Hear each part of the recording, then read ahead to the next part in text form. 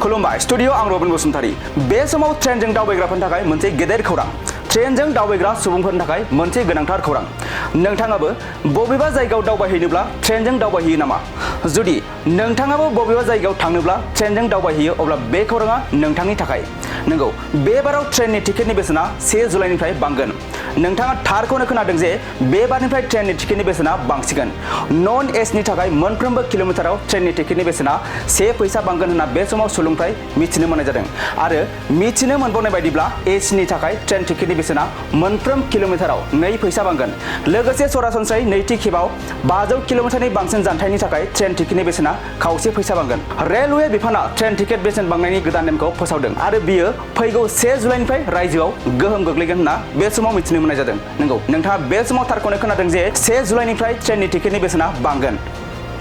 बे समाव ट्रेनजों दावबायग्राफोरनि थाखाय मोनसे गेदेर खौरां ट्रेनजों दावबायग्रा सुबुंफोरनि थाखाय मोनसे गोनांथार खौरां नोंथाङाबो बबेबा जायगायाव दावबायहैनोब्ला ट्रेनजों दावबायहैयो नामा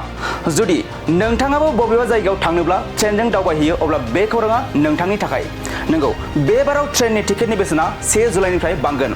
नोंथाङा थारखौनो खोनादों जे बे बारनिफ्राय ट्रेननि टिकेटनि बेसेना बांसिगोन